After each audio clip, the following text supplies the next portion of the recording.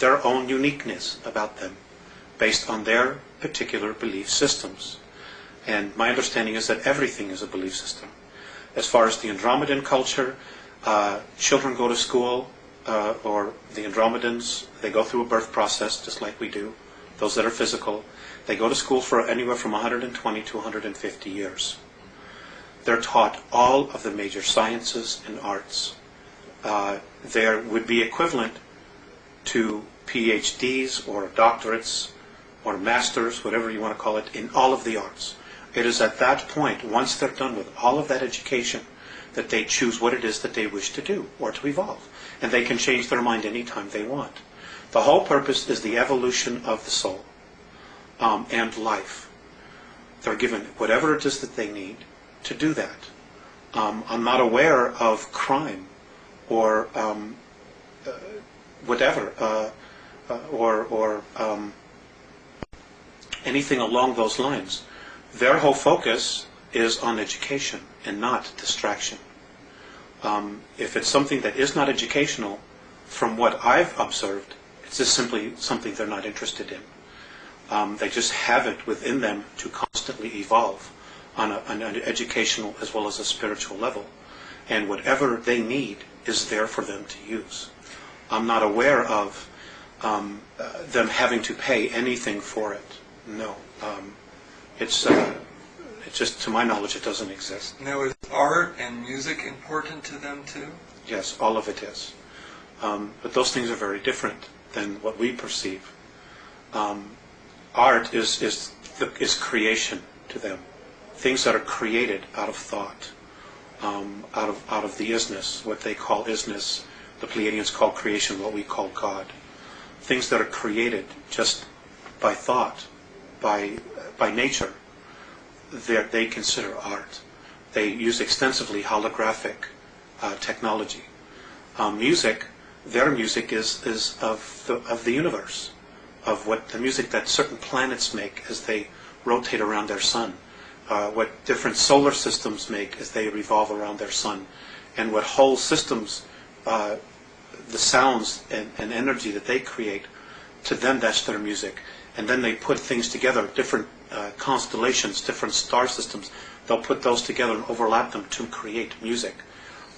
It's different than what we just pull out of thin air here.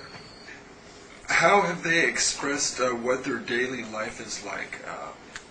Is there a solar day for them, or is there night or day, or what is their daily life like, or periods of life? There is really, to my knowledge, no set schedule. I'll give you an example of what I observed on one of their motherships.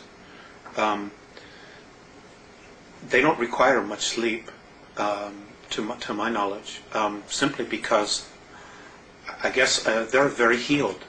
Their beings, their physical form, they're just incredibly healed. They're just in touch. There is no night and day. They don't need to experience that. Although I'm sure other races have that, but the Andromedans don't. They're just constantly stretching themselves, trying to evolve and experience more and more and more all the time. They're happy people. They don't have the extremes of emotions that we express here. In fact, I've been told that virtually few races in the entire galaxy express the realm of emotions that we experience here. They're just always in a very wonderful space. They're not a civilization that really judges. They do accept things the way they are, with the exception of when those things threaten their particular lifestyle or what they're about, their essence, and others, what other races might experience or perceive as a threat. Now, Alex, you said they're evolving spiritually. What do they want to evolve towards? What spiritual goals do they have? I guess to be just the best that they are, to be completely at one with all that there is at all times. There are 11 creational densities, and my understanding is that within each of the different creational densities, you change your physical form. Their goal as a race is to go from the densities that they experience, which are 3, 4, and 5, I guess, to move to 5, 6, 7, and 8, and then from there 8, 9, and 10, and then to 11, and now the new dimensional realm that's being created, 12. It's just to continue to evolve.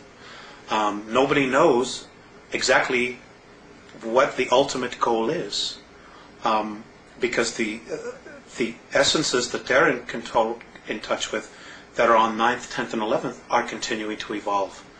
And now there's a 12th density that's being added to our universe, and they're being drawn up to experience this new density. So nobody really knows what the ultimate spiritual goal is.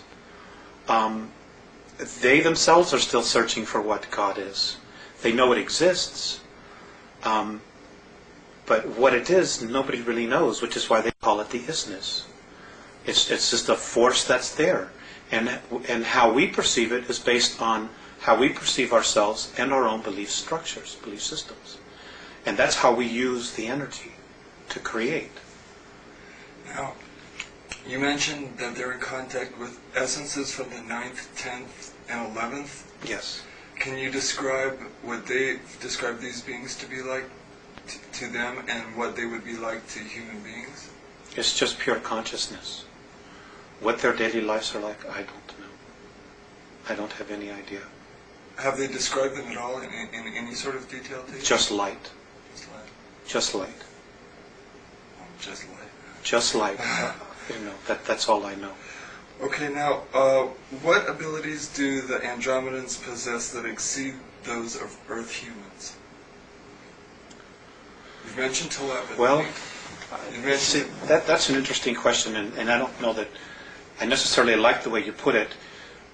The abilities that they have are latent in everybody. They just haven't lived in a society that has been screwed with like we have been here. They're all telepathic, they're all clairvoyant, they're all healers because they're taught all of the sciences. They're whole. I guess that's the only way that I can put it to you, is that they're completely whole. Every soul knows who they are, they know who they've been, they know what their reincarnational past has been. They as a soul have a personal agenda, which every time they incarnate they're consciously aware of. So they know where they're going. They see improvement in themselves life after life after life. We, if we hadn't been so screwed with here, would have the same abilities. We could very much be where they are. But we've been manipulated incredibly for the last 5,700 years on an intense level every day. Our real manipulation really started about 14,000 years ago, when the Orion group started manipulating our DNA structure. So it isn't that they're better, because they're not. We're just different. We're a little bit behind than they are because of our manipulations here. But the real bottom line here is we're all spirit. We contain a soul. That soul is a part of all that is. And that soul has been really trying to be recognized in each of us. And it hasn't been because of the material and the belief systems that we have evolving around us being earth people, about being physical, and about the real truths of our essence, of our existence, of who we are, having been blinded from us, from our spiritual teachings, from the religions, and us being convinced that we're something that we're not, that we're physical, that we're animal form, and we're not. We're spirit. Our spirit animates these physical forms, period. Alex, what is the Andromedan Council? It is a, excuse me, Oh, sure. it is a political body that's represented by now 133 different races and cultures and planetary systems. There are over 1,200 systems and planetary races, evolving races that could be part of the Andromeda Council, but not all of them are. It would be comparable to Earth here, to compare it to something like a United Nations, except it's not a United Nations in the sense that It has